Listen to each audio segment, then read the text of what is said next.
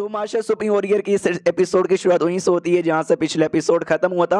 ओयंग और शियंग मिल के पूछते की बात होगी जो टेक्निक है असरदार है क्या, हम अपने बाकी बंदरों को सिखा के क्या उनका भी लेवल अप कर सकते हैं। जो सुनते फांगटियन कहते हैं कि शायद भाई ये उतना भी आसान नहीं है जितना आसान यहाँ पे लगता है। ये टेक्निक मुझे वू क्वांग ने दी थी। वू क्वांग ना शी का ही पुनर्जन्म का रूप यहाँ पर है। इन शॉर्ट ये जो टेक्निक है ना शी ने यहाँ पे बनाया था। काफी डिफिकल्ट यहाँ पर होता है, बाकी बंदे लोग नहीं सीख पाएंगे शायद, क्योंकि इस टेक्निक में तुमको जो अपनी आत्मा ना अपनी आत्मा का हिस्सा करके एक दूसरा क्लोन यहाँ पे तैयार करना पड़ता है, जिससे मैं और लेपर्ड यहाँ पे तैयार हुए, यानी अपनी आत्मा का हिस्सा करना पड़ता है। जो सुनते ही सब लोग चौंक जाते हैं। डेमन वाली बीबी स्पेशली चौंक जाती है कि ओ माय गॉड यार ये करने में ना इतना दर्द होता है ना कि मैं क्या यहाँ पे बताऊं यार, बहुत ज्यादा दर्द यहाँ पे होता है। ईश्वर कई बार बंदे लोग की जान भी निकल जाती है।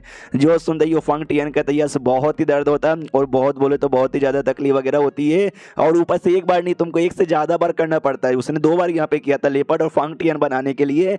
जो सुनते ही बहन कहते फिर यार भैया ने इतना सब सह कैसे लिया, ये बताता है उसके पीछे के कुछ रीजन है। सबसे पहली बात है ना सॉल वाला जो नीडल है जो हमेशा लड़ाई में यूज करता था। हाँ तो भाई जो तकलीफ होता है ना वो सॉल्व वाला मतलब तकलीफ उसको आइडिया यहाँ पर है। और सबसे इंपॉर्टेंट उसके पास ना सौर वॉल्विंग लोटस यहाँ पर है। तो जो लोटस है ना वो उसकी आत्मा को रिपेयर कर देता है, आत्मा को अच्छे से सपोर्ट यहाँ पे करता है, जिसके लिए ना सही सलामत यहाँ पर है। तो ये मेन रीजन यहाँ पर हो गया। जो सुनते ही ये लोग कहते हैं अच्छा अगर सौर वॉल्विंग लोटस जिसके पास रहा वो इसकी कल्टीवेशन यहाँ पे कर सकते हैं। तो देखा जाए तो अगर हम यान कैसे बोलेंगे कि कुछ समय के लिए अपना जो लोटस ना किसी और बंदे को दे दे और जैसे प्रैक्टिस कर देगा तुझे लोटस लौटा देंगे तो शायद यहाँ पे दे भी देगा। जो सुन तो फांगटियन कहते हैं कि हाँ वो शायद यहाँ पे दे ही दे, लेकिन खाली आत्मा अलग होना ये तकलीफ नहीं होती, अभी और सारी तकलीफें जो शायद बाकी बंदे नहीं सह पाएंगे। और सबसे बड़ी डिफिकल्टी ये आती है कि उनको जो क्लोन तैयार करना है ना भाई, एक इंसान का क्लोन होना चाहिए, एक डिवाइन स्पिरिट का क्लोन होना चाहिए और एक मॉन्स्टर का क्लोन होना चाहिए। इंसान का क्लोन यहाँ पे तैयार कर देंगे भाई, बच्चे लोग पैदा होते रहते हैं, मॉन्स्टर्स भी पैदा होते रहते हैं, लेकिन डिवाइन स्पिरिट का क्या, डिवाइन स्पिरिट कहाँ से पैदा यहाँ पे करोगे। डिवाइन स्पिरिट की क्वांटिटी वैसे भी कम यहाँ पर है। तुम किसी के पास जाओगे और बोलोगे कि भाई एक बच्चा पैदा कर दो मेरे लिए, मैं ना बदले में उसका यूज कर लूंगा अपना लेवल अप करने के लिए, तो जाहिर सी बात है कोई भी यहाँ पे नहीं करेगा। जो सुनते लोग कहते हैं सच्ची में यार ये टेक्निक तो लगभग नामुमकिन यहाँ पर है। फांगटियन कहते हैं यस यान के पास पहले से ड्रैगन की बॉडी यहाँ पे थी जो कि एक डिवाइन स्पिरिट यहाँ पर, इसके लिए उसको जरूरत यहाँ पे नहीं है, वरना उसको भी अगर जरूरत पड़ जाती तो नहीं मिलता। इन शॉर्ट भाई डिवाइन स्पिरिट की बॉडी थी, सोल वॉल्विंग लोटस था, ये टेक्निक बस उसके लिए बना हुआ है और ये टेक्निक किसी और के लिए बना हुआ बिल्कुल भी नहीं है। बहन भी कहती है जहां तक कि मुझे अपने भैया के बारे में आइडिया, अगर बाकी बंदों के लिए भी ये टेक्निक ठीक रहता ना वो दे देते, उन्होंने नहीं दिया, यानी ये बाकी बंदों के लिए बिल्कुल भी लायक में नहीं होगा, मतलब नहीं होगा। तो बाकी सभी सैड हो जाते हैं कि यहाँ पे नहीं होगा तो नहीं होगा, लोग ज्यादा फोर्स यहाँ पे बिल्कुल नहीं कर सकते। फांगटियन भी कहता है कि इसके अलावा भी एक और बड़ी प्रॉब्लम आती है, जैसे कि अभी तुम यान के को देख लो, ये टेक्निक द्वारा वो भले 9वें रैंक पे चल गया लेकिन हम दोनों उसकी बॉडी के साथ ना इंटीग्रेट अभी यहाँ पे हो चुके हैं, और डीप स्लीप में चल गया।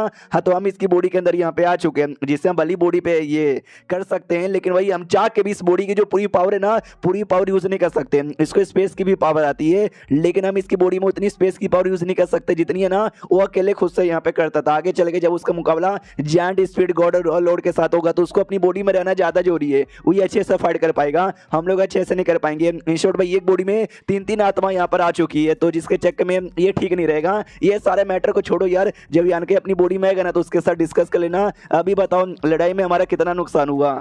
जो सुंदो यंग कहते हैं कि इस लड़ाई में ना हमारे 100 से ज्यादा बंदे मारे जा चुके हैं। ये जो बंदे मारे ना ये 6ठे रैंक या 7वें रैंक के नहीं बल्कि 8वें रैंक के बंदे यहाँ पे थे। 8वें रैंक के बंदे मालूम है किसकी वजह से, उस वो जो था ना मोना की वजह से, उसने हमारा ढेर सारा बैटलशिप डिस्ट्रॉय कर दिया, हमारा डिफेंस लाइन नो डिस्ट्रॉय कर दिया, जिसके चक्कर में हमारे 8वें रैंक के इतने बंदे मारे गए हैं। पिछले बार जो जंग हुआ था ना स्पार्टा टेरिटरी में उसमें इतने बंदे मारे गए थे 8वें रैंक के, और इसके बाद पहली बार इतना मारे जा चुके हैं।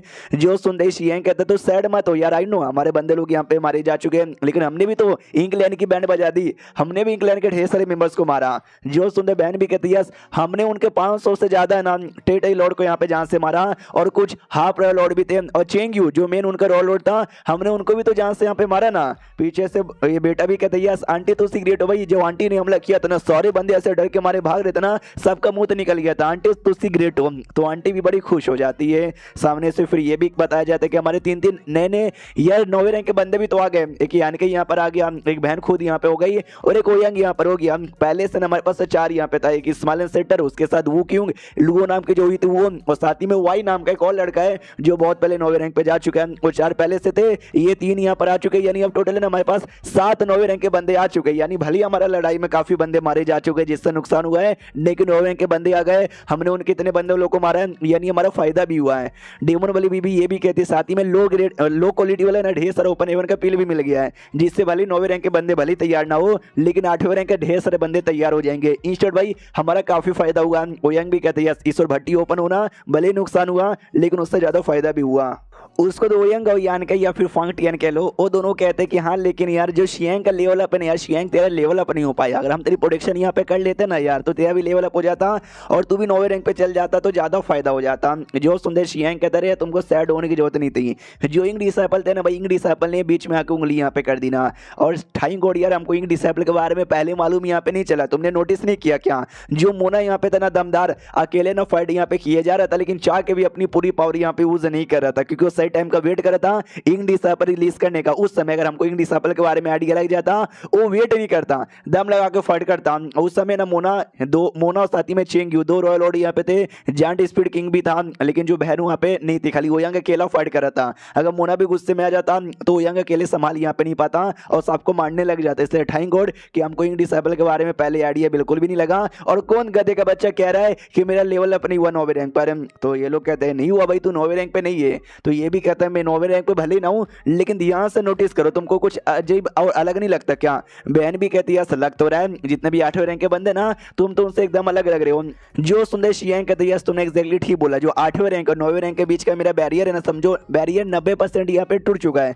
मेरी जो अपनी लिमिट है ना 9वें रैंक की थी, अच्छे से मैं कल्टीवेशन करता 9वें रैंक पे आराम से चल जाता, लेकिन मैंने बहुत पहले बहुत ही फाइट किया था, जिसके चक्कर में कई बार ना इंक एनर्जी मेरे स्मॉल यूनिवर्स में जा चुका था। उस समय ना यान का ही था और नहीं उस समय इनके स्पेलिंग पील था, तो इसलिए अपने आप को बचाने के लिए मैंने कई बार अपने यूनिवर्स कट ऑफ कर लिया था, जिसके चक्कर में मेरा यूनिवर्स है ना बहुत ज्यादा बेकार हो चुका था। और जो बैरियर यहाँ पर होता है ना 8वें 9वें रैंक के बीच वाला, वो काफी ज्यादा मोटी हो चुकी थी, इतनी मोटी कि मैं अपने दम पर ना 9वें रैंक पे जा ही नहीं पा रहा था। लेकिन जैसे मैंने पील यहाँ पे खाया और जैसे यहाँ पे भाई बैरियर 90% टूट गया, अगर मैं बैठ के कल्टीवेशन यहाँ पे करूंगा ना, तो देखना मैं तो आराम से वो बैरियर पूरा तोड़कर 9वें रैंक पे चल जाऊंगा। जो सुंदर बहन कहती यार ये तो बहुत ज्यादा बढ़िया यहाँ पर है, यानी यार मतलब सच्ची में यार हाई क्वालिटी का पिल तुम्हारे लिए काम आया। ओयंग कहते काम कर भाई, तो बैठे बैठे क्या तमाशा देखे जा रहा है, एक काम कर बैठ के तो अपने कल्टीवेशन करो, लेवल अप कर दे और मोना की प्लान की धज्जियां उड़ा दे। जो सुनते ही शियांग कहते यस मैं भी वही सोच रहा था, तुम लोग बैठे रहो मैं अपना लेवल अप करता हूं। तो देखते भाई शियांग का सच्ची में हो पाता है या फिर नहीं हो पाता। मिलते हैं अगली वीडियो में, जब तक के लिए बाय बाय।